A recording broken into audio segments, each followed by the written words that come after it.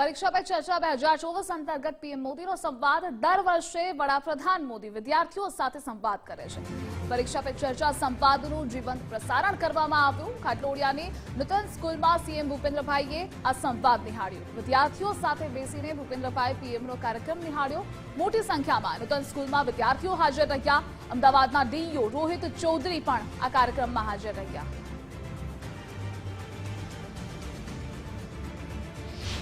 વડાપ્રધાન નરેન્દ્ર મોદી દ્વારા પરીક્ષા પે ચર્ચા 2024નો કાર્યક્રમ યોજવામાં આવ્યો।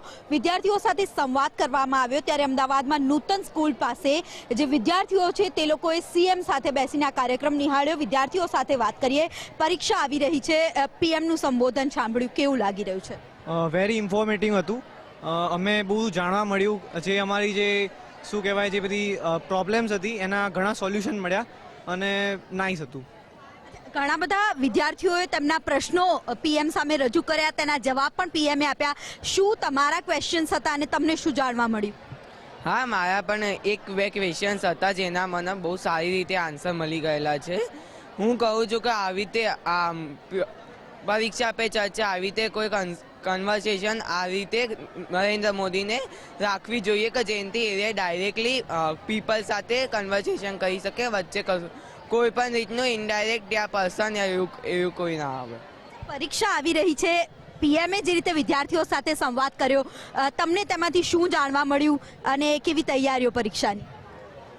જી, પરીક્ષાની તૈયારીઓ તો સારી જ ચાલે છે। હવે પરીક્ષા નજીક આવી ગઈ છે તો એના માટે ખૂબ આપણે તૈયારી કરેલ છે ને જેમ કે પીએમ શ્રીએ આપણને અનુવાદ કર્યો કે આ બધું જે બી એમણે સ્પીચ આપી તો એમનાથી આપણને ખૂબ પ્રોત્સાહન મળ્યું છે।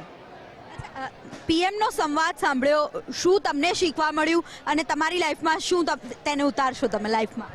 મારે બી બહુ બધા ક્વેશ્ચન્સ હતા જે મને ખબર પડી છે, લાઈક પેરેન્ટ્સનો ટ્રસ્ટ કઈ રીતે જીતવાનો એન્ડ ઓલ। મતલબ મારા બી પેરેન્ટ્સ અમુક વાર કન્ફ્યુઝ થઈ જાય છે કે આ મહેનત કેમ નથી કરતી। હવે એમને કઈ રીતે બતાવવા એ મારે મતલબ ખબર પડી ગઈ છે, તો હું ટ્રાય કરીશ કે હવે હું એમને સમજાવી શકું।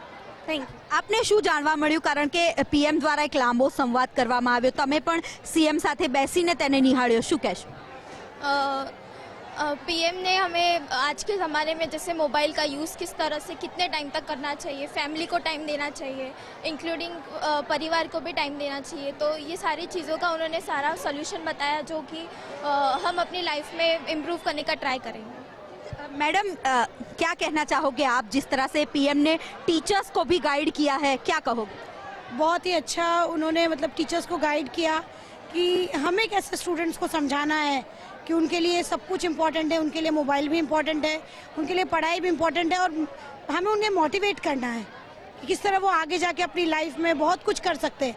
ऐसा नहीं उनकी लाइफ में से मैथ, साइंस और इंग्लिश ही मेन सब्जेक्ट है, उनके लिए ड्राइंग है, म्यूज़िक है, उसमें भी वो अपना करियर अच्छी तरीके से बना सकते हैं। तो हमें उनके लिए मोटिवेट करना है और जो थोड़े कमज़ोर स्टूडेंट्स हैं उन पर थोड़ा ज़्यादा ध्यान देना है। तो एज ए टीचर हमें ये सब इन्फॉर्मेशन उनसे बहुत अच्छी मिली।